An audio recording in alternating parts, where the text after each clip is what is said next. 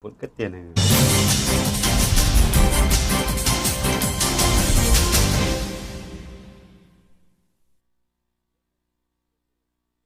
Buenos días, gracias por acompañarnos en la entrevista en línea. Transmitimos en tiempo real desde la sala de redacción de la Prensa Gráfica. Si usted desea participar en la entrevista de esta mañana, puede hacerlo como siempre. Les invito a que participen a través del chat o el correo electrónico william.melendez@laprensa.com.sb. Tiene las dos opciones para su participación. Esta mañana haremos una reflexión sobre el costo o el beneficio de mantener la dolarización en nuestro país y desde luego hablar sobre el estado actual de nuestra economía.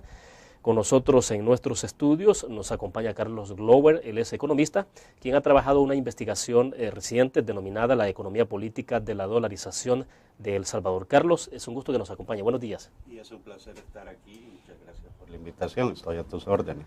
Perfecto. Explícanos, Carlos, de entrada, ¿cuál es el peso de la continuidad, de continuar con el dólar? Es decir, en todo caso, ¿cuáles pueden ser, si es que hay beneficios a estas alturas? La ley de integración monetaria se aprobó en enero de 2001, pero quisiéramos saber si a estas alturas realmente la continuidad del dólar es beneficiosa o no para la salud de la economía de nuestro país. Es que la dolarización es la expresión de un esquema, de un diseño de política económica específico. Y fue implantada por personas que tenían ideas o eran de la ideología que el mercado era omnipotente, que no era irracional, que no tenía fallas y que no podía haber crisis. Ahora que estamos sumidos en esta profunda crisis económica, afloran todos los problemas de este diseño de política económica, que es el más restrictivo de todas las opciones que se puedan tener. Las personas que introdujeron este esquema de política económica tenían fe en las bondades del mercado y veían todas las acciones del gobierno como negativas e ineficientes. Y en ese sentido el mercado nos iba a brindar prosperidad para toda la eternidad. Lo que sí, en la crisis nunca se tomó eso en consideración y ahora están aflorando los problemas y los verdaderos costos de la dolarización. ¿Cómo cuáles son esos costos? Bueno, podemos enumerar rápidamente. El que más resalta a la vista, mientras todos los países del mundo, y creo que no estoy exagerando cuando digo eso, están usando política monetaria para disminuir las tasas de interés o mantenerlas bajas, aquí en El Salvador están subiendo. Y están subiendo en medio de la crisis. O sea que, como no se tiene política monetaria y son los bancos los que toman las decisiones de establecer las tasas de interés, cosa que tienen todo el derecho, ¿no? Son sus depósitos, pero tienen la libertad para hacerlo, aumentan las tasas de interés, en el último año han subido 2 puntos. Sí, sí. Ahora, que es una cosa que se cuestionaba, porque al contrario de lo que estaba ocurriendo en Estados Unidos, donde estaban bajando las tasas de interés, acá subían. Exacto. Ese es uno de los costos más visibles y más dañinos a nuestra economía, que en un momento de crisis, de decaimiento económico, cuando se necesita reactivar la economía, las tasas de interés están subiendo. Por otro lado, en la medida que cae la economía, los ingresos públicos bajan. No se tiene ni para pagarle los sueldos a los policías. Y nos encontramos ante la situación absurda que el gobierno planea aumentar los impuestos en medio de la crisis, pues. O sea que se están tomando medidas absurdas en medio de la crisis. Es esa. Podría continuar, pero mejor me atengo a sus preguntas, señor Meléndez. Bueno, más adelante veremos un poco sobre cómo se encuentra la economía de nuestro país y a propósito de las reformas fiscales que están anunciando, algunas modificaciones, pero antes de que lleguemos, y eso será más adelante, usted dice, bueno, uno de los objetivos de la dolarización era eliminar el riesgo cambiario. En el artículo que leí, que usted me envió, dice, al introducir una moneda foránea, el riesgo cambiario ha estado siempre presente y, bueno, en esto usted entiendo que sugiere que esto ha traído consigo la variabilidad en los tipos de cambio real y efectivo y que es absurdo pensar en que se ha eliminado el riesgo. ¿Cómo se expresa esto? Bueno, en primer lugar, el riesgo es inherente a una economía de mercado. El riesgo, para propósitos analíticos, se puede separar entre el riesgo cambiario, riesgo crediticio, riesgo de liquidez, etc. Entonces, pensar de que por decreto se ha establecido el precio de la moneda, claro, no varía, pero el país comercia con otros países y cuando lo ajustamos por un conjunto de precios, ya sea de Estados Unidos o mundiales, sí vemos que el tipo de cambio varía, no puede estar estático. Ahora bien, el sistema económico es como un sistema orgánico, ¿no? Se ha tapado la variabilidad en el tipo de cambio nominal, pero los ajustes se siguen realizando. A lo largo de los años vemos, por ejemplo, que ha aumentado la migración. Claro. Y en el mismo sentido, ¿por qué ha aumentado la migración? Porque no hay empleo. Entonces, el ajuste, cuando se mantiene un tipo de cambio fijo y por decreto y tan restrictivo como es la dolarización, los ajustes se tienen que dar en la economía. Sí. Es como si uno tiene una enfermedad, bueno, pues el ajuste se va a dar de otra forma y se va a manifestar de otra forma. Y en ese sentido, los ajustes han sido mayor presión en la producción, por eso hemos tenido un relativo estancamiento ya por 10 años, ese es el sacrificio que ha hecho nuestra economía de producir menos. Las oportunidades de empleo han sido muy limitadas, forzando a nuestra población, que tiene un nivel de escolaridad mayor que el promedio nacional, a emigrar a otros países. Perfecto, debo hacer en este momento, doctor Glover, una pequeña pausa. Al regreso quiero que me diga si es posible y si es conveniente desdolarizar la economía. Vamos a la pausa, volvemos.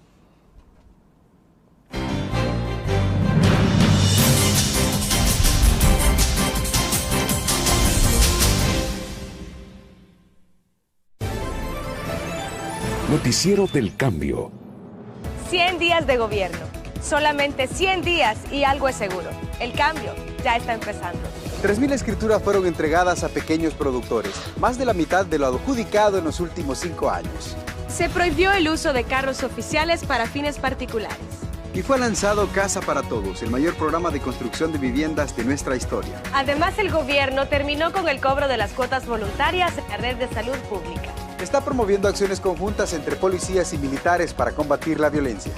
Y va a empezar a realizar obras fundamentales para el país, como el nuevo hospital de maternidad acá en el barrio Santa Anita de la capital y la primera sede de Ciudad Mujer en Usulután. Todo esto no deja dudas. Para este gobierno, palabra empeñada es palabra cumplida.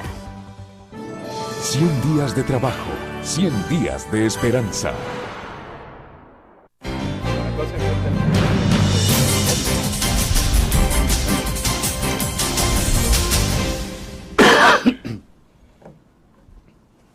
Continuamos esta mañana en la entrevista en línea conversando con el doctor Carlos Glover. Él es economista y ha hecho una investigación denominada La economía política de la dolarización de El Salvador.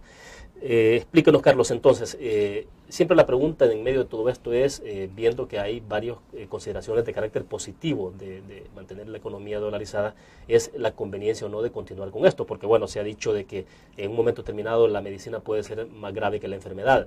De hecho, el presidente Funes ha decidido continuar con la dolarización un poco basado en esos argumentos. ¿Qué opina? Bueno, a mí me parece, en primer lugar, el señor presidente no es economista.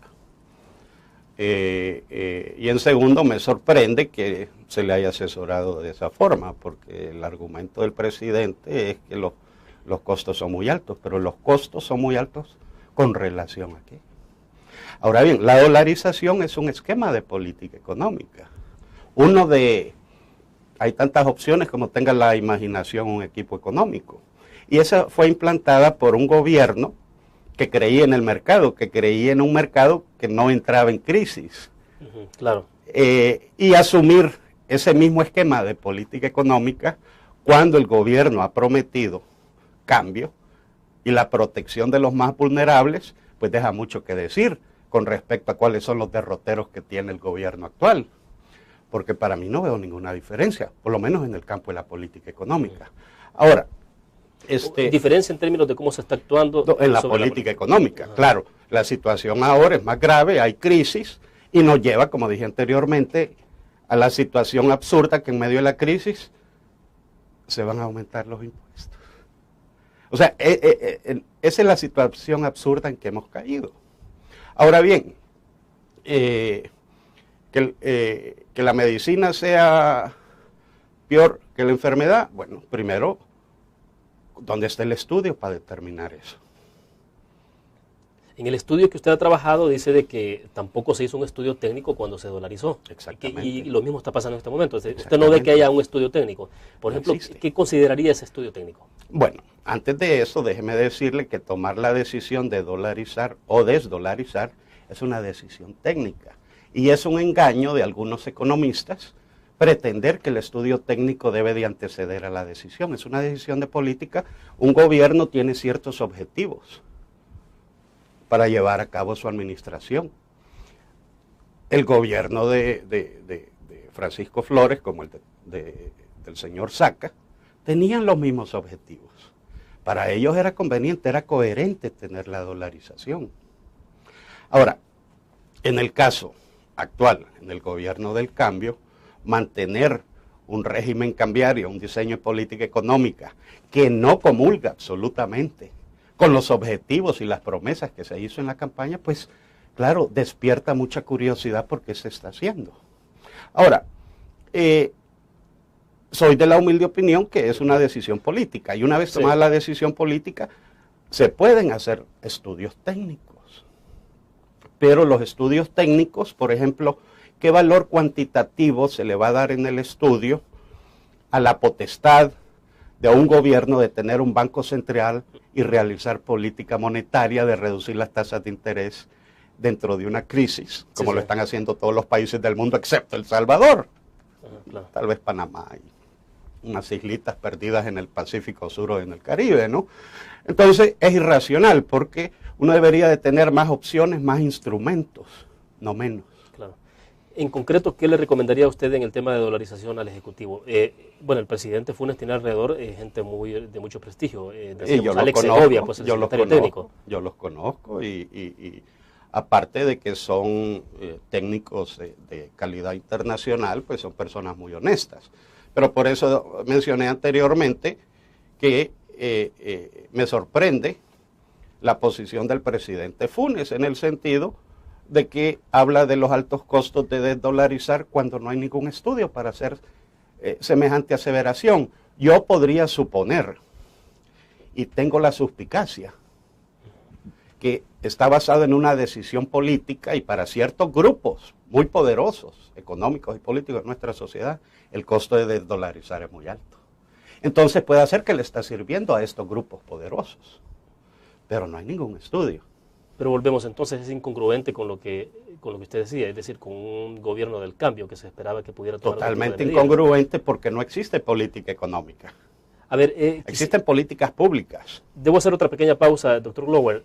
Al regreso, quiero insistir un poco más sobre esto en términos de cuáles son las rutas o los caminos que puede trazarse el Ejecutivo. Vamos a la pausa, volvemos.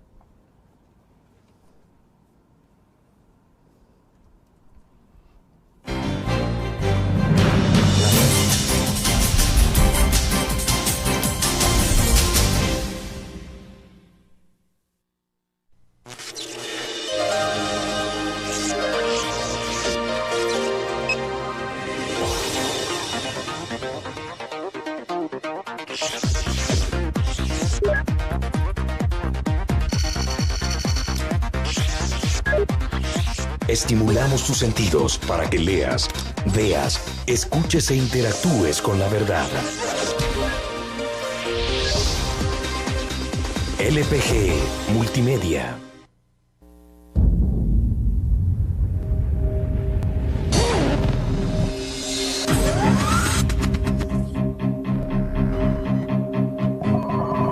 El inicio de una estrategia financiera, desde los negocios y la actividad económica hacia toda Centroamérica. El Economista Regional, una revista especializada donde encuentras el panorama empresarial y los principales movimientos financieros. El Economista, el modelo regional de información económica.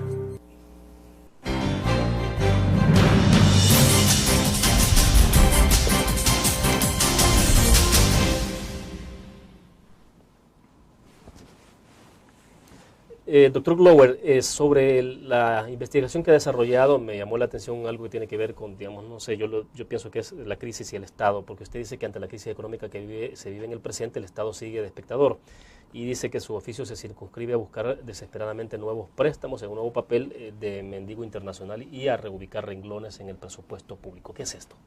Bueno, básicamente, al no tener política monetaria y no tener capacidad de reestructurar la deuda interna, solo le queda una opción al Ejecutivo, al gobierno.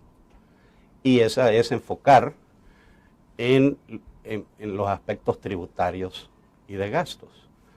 En ese sentido, se necesita una reforma tributaria para poder aumentar los ingresos públicos. También se necesita pues buscar a los que eluden o evaden los impuestos, cosa que aun cuando se capturaran a todos los evasores, todavía quedaría un remanente, un hoyo fiscal, no sería suficiente. Lo sorprendente es que tenemos a un equipo preparado económico contando frijolitos, pero no se preguntan estos señores por qué es que hay tan pocos frijolitos. Claro, como está amarrado, no hay política económica, porque la política económica es la política monetaria y la política fiscal y la interacción entre ambas. Entonces tenemos una política tributaria. ¿Y qué es lo que se está haciendo? Contando los frijolitos, reubicándolos de un sector a otro, y claro, ante la profundidad de la crisis y que no hemos tocado fondo, y se sigue agudizando, tenemos que acudir a la cooperación internacional, a aumentar el endeudamiento externo. Este es uno de los costos más altos, podríamos decir, de la dolarización que se manifiesta dentro de la crisis que estamos viviendo. O sea, toda esa consecuencia se deriva de una decisión que se tomó en enero de 2001, que es la dolarización, ¿no? Exactamente, pero esa decisión la tomó un gobierno que tenía ciertos objetivos, ciertas premisas y cierta ideología en cuanto al papel del mercado en una sociedad, el papel del Estado en una situación y cómo interactúa el Estado con el mercado. Ahora, a mí me sorprende que un gobierno del cambio, del presidente Funes, con el apoyo del FMLN, sigan teniendo la misma visión. Entonces, ¿dónde está el cambio? Díganos, se está hablando en las actuales circunstancias de generar, de ver cómo se generan más ingresos para el fisco, porque si no, no alcanza para cubrir, incluso para poder cumplir con las promesas que se ofrecieron durante la campaña, en el tema social sobre todo. Esas políticas o esas reformas de carácter tributario, ¿por dónde apunta? Porque, bueno, usted decía hace un momento, se está hablando de aplicar, de aumentar impuestos cuando estamos en una situación de crisis. Exactamente. O sea, no hay muchos márgenes, o sí hay márgenes a pesar de estar dolarizados. Es un margen pequeño, pero es una situación absurda cuando se deberían de estar bajando los impuestos. Ahora, cuando un gobierno no tiene ni para pagar sueldos y estamos en una crisis social, la delincuencia, ya vimos lo que pasó el lunes, un pánico, claro, ¿no? Y el gobierno maniatado sin poder enfrentar la situación. Ahora, y por eso digo que es absurda, porque tiene a un equipo económico rebuscándose los frijolitos. Aumentar los impuestos. Eso solo cubre las manifestaciones del problema, porque El Salvador es considerado por las clasificadores de riesgo, como Moody, que dijo el mes pasado, que El Salvador estaba siendo uno de los países, si no el país más golpeado por la crisis en América Latina. ¿Y por qué? ¿Y que no nuestra economía era pujante? Ahora, ¿cómo hace usted o qué sugeriría usted hacer para dejar de contar solo frijolitos, como dice? Es decir, ¿por dónde entrarle esto? Bueno, primero debemos de estar claros cuáles son los objetivos del gobierno. Si los objetivos del gobierno son como sus promesas de proteger a los vulnerables, a los más pobres, bueno, la dolarización les está aumentando sus costos. Entonces creo que hay que comenzar primero en hacer una congruencia entre la visión política, los objetivos políticos y la política económica que se va a realizar, cosa que no está sucediendo ahora. Exacto, me está diciendo entonces que no hay congruencia. No hay congruencia absoluta, porque la política, bueno, yo ni me atrevo a llamar lo que está haciendo el gobierno de Funes política económica, la llamo política pública. Tratar de apagar un fuego aquí, apagar otro fuego allá, poner una curita aquí, regalando uniformes. Y el otro año, ¿dónde va a salir el dinero para regalar los uniformes? Si hemos leído que al pescador se le enseña a pescar, no se le regalan pescados.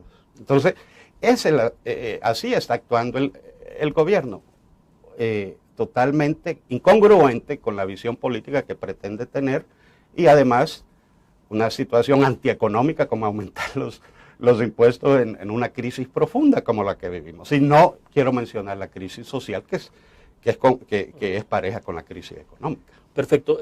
Algunos organismos financieros internacionales han advertido la posibilidad de que ya la América Latina comience a salir de la crisis, pero han dicho y han aclarado que Centroamérica será más, esta salida de la crisis para Centroamérica será mucho más lenta. Vamos a la pausa, al regreso escuchamos entonces su opinión sobre esto.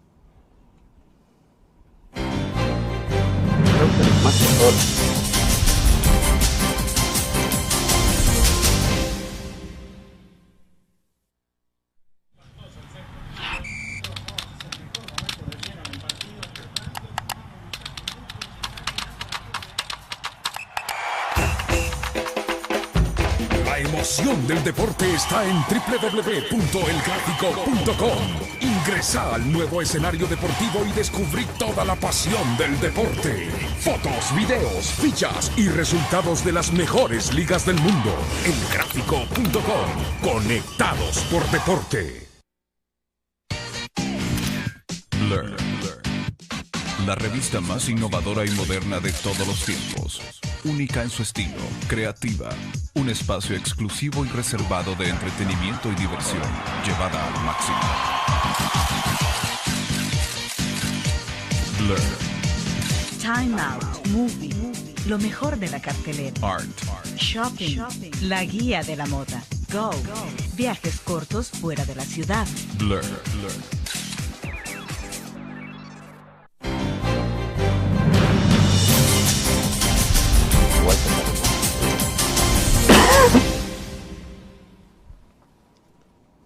Perfecto, Carlos.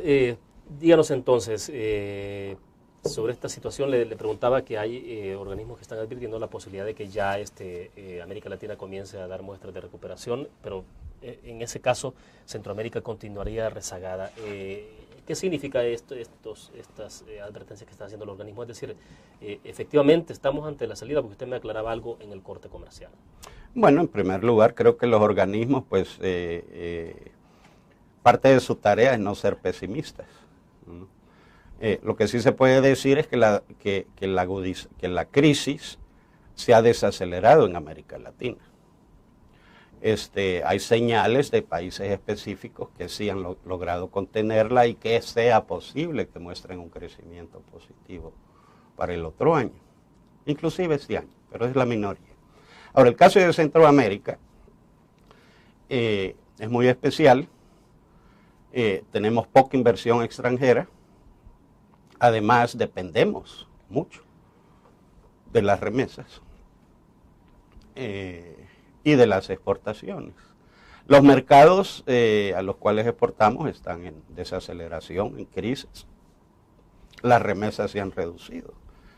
Y en el caso de El Salvador se agudiza aún más porque nuestra moneda, el circulante, es el dólar. Por ejemplo, en El Salvador tenemos las exportaciones, han bajado 500 millones de dólares este año, las remesas 300 millones, los créditos 600 millones. Aquí tenemos 1.000 millones de reducción en liquidez en la economía, ¿verdad?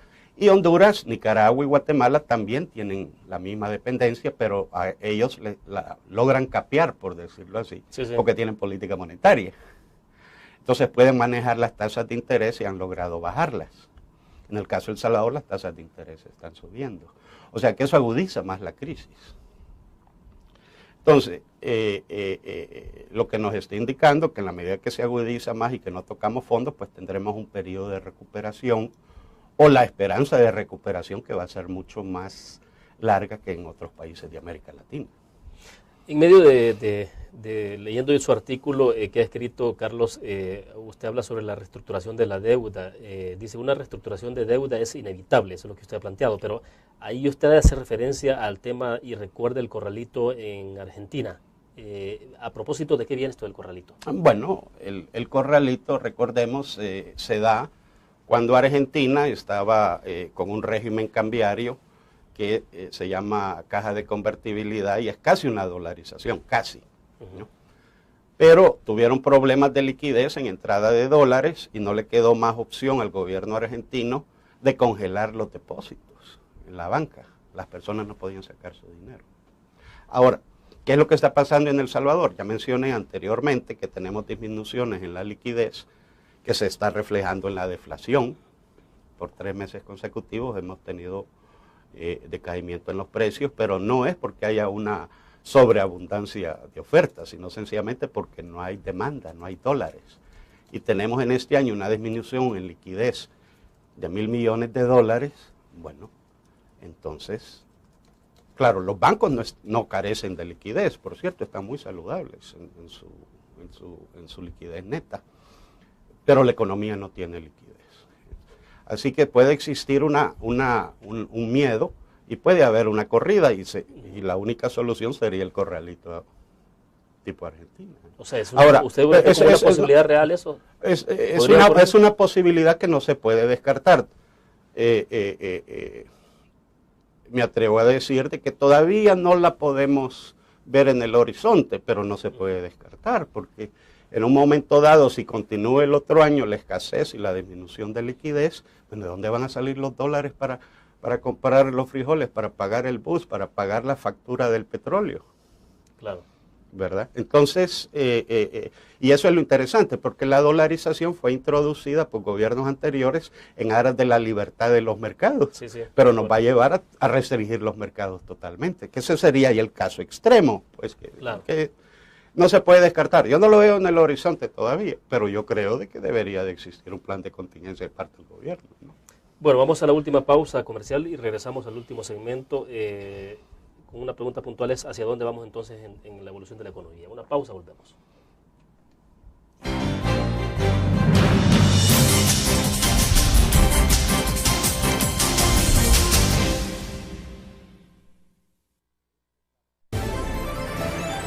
Noticiero del Cambio.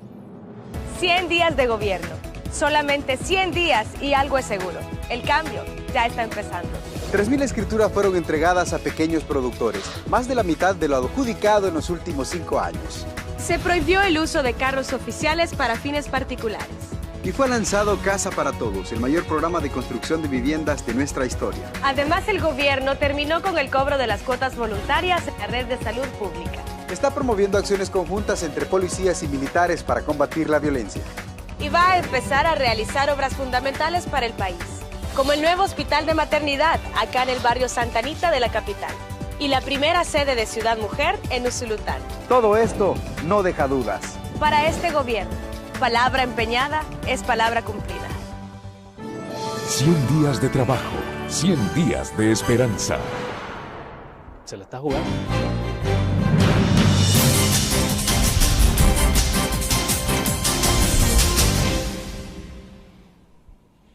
Estamos al cierre de la entrevista, doctor Glover, para terminar en los últimos minutos. ¿Hacia dónde va la economía entonces? ¿Hacia dónde nos encaminamos? Y quiero insistir siempre sobre los correctivos que se podrían aplicar y si se estaría a tiempo de hacer eso. Bueno, en primer lugar, la economía pues todavía va por mal camino, se va a profundizar aún más. Ya mencioné que las tasas de interés han subido en el último año, los créditos bancarios al sector privado han bajado.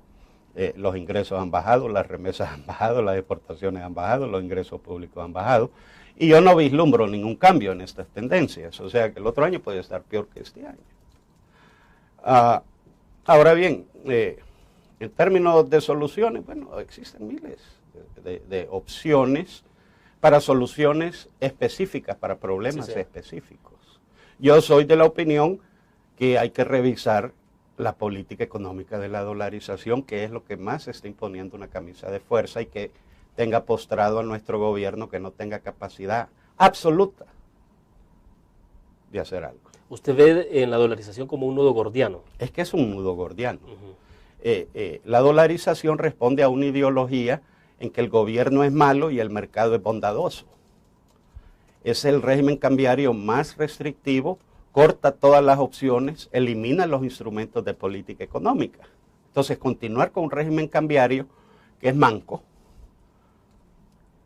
deja a nuestro gobierno y a nuestro país indefenso ante la crisis. Por eso me parece irracional que no se esté reconsiderando revisar el régimen cambiario y la política económica que tenemos. Creo que un gobierno de cambio del señor Mauricio Funes, apoyado por el Frente de Liberación Nacional, pues yo no sé cuáles son sus derroteros, porque este régimen cambiario está haciendo pagar los costos a los más vulnerables, a los excluidos, y no se están obteniendo beneficios para los sectores empresariales. Ellos están sufriendo también, sus ventas han caído 40% este año. Entonces todos estamos perdiendo. Entonces, ¿por qué no? Somos racionales y revisamos esta situación. Además, la dolarización es solo un esquema cambiario, un esquema de política económica. ¿Por qué nos vamos a casar con él? Si han habido países que han logrado salir de la dolarización y es posible, yo he participado. ¿Cómo haría usted para que no sea tan traumática un proceso de desdolarización de la economía? Bueno, en primer lugar, consideremos que la dolarización se introdujo por medio del mercado, la oferta y la demanda. La desdolarización se debe de llevar bajo el mismo mecanismo de la oferta y la demanda. Ahora, el trauma no sería en términos de costos reales, sería en términos de costos psicológicos. ¿Qué tanta confianza puede mostrar el gobierno a los ahorrantes, por ejemplo, que les va a mantener el valor de sus ahorros con una nueva moneda? Sí, sí. Entonces, esos son los costos potenciales. Entonces, si se entra en un camino de desdolarizar, lo primero que tiene que hacer el gobierno es establecer un grado de confianza muy superior al que tiene y al que han tenido los gobiernos anteriores. Porque no es cuestión de tomar medidas aisladas, curitas, de quitar la cuota voluntaria en los hospitales cuando los gobiernos sinvergüenzas anteriores, los trabajadores pagan su seguro social, pero cuando hacen ejercicio de su derecho tienen que volver a pagar. Entonces era una decisión de oficio. Por eso no hay que estar agradecido con un servidor público, hay que estar agradecido cuando es creativo y verdaderamente enfrenta los problemas. Perfecto, el tiempo se nos agotó, doctor, le agradezco que haya compartido. Muchas gracias por la invitación. Perfecto. Muy buen día. Terminamos de esta forma la entrevista en línea, nos vemos el próximo lunes a las 8:15 de la mañana. Buenos días. Bueno. Interesante.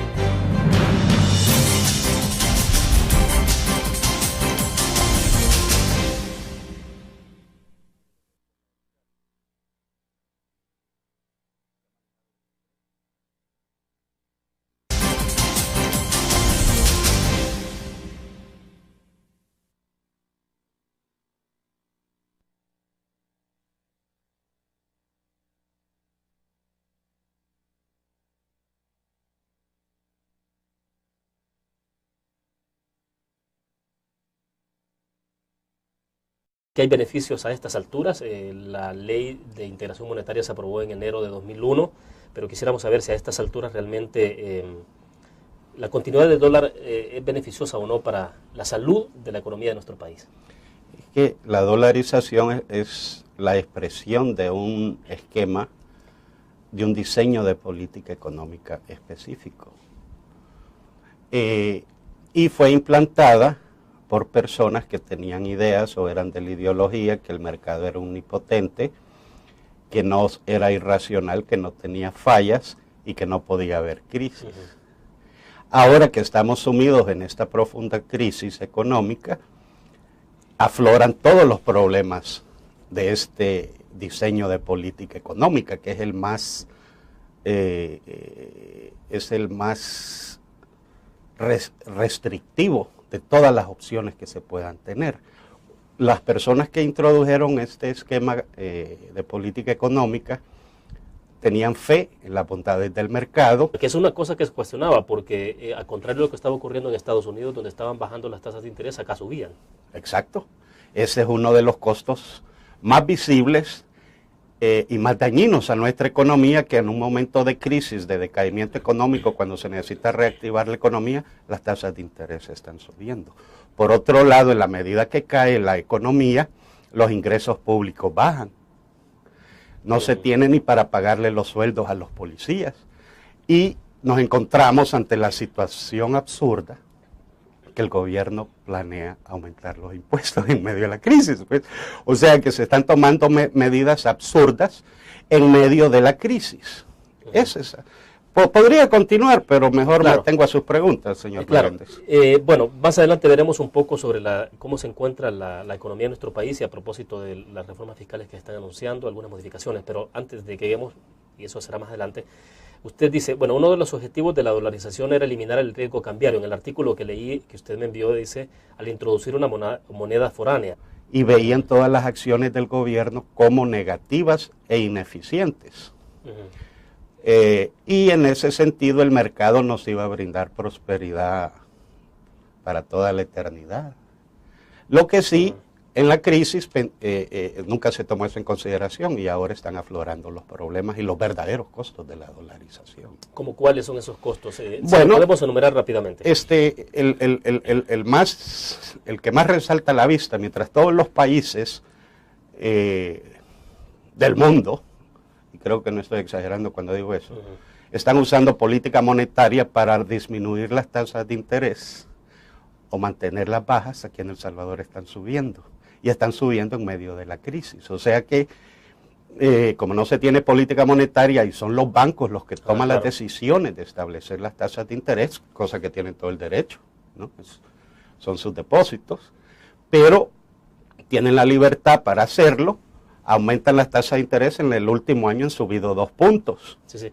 Ahora, ¿qué tienen?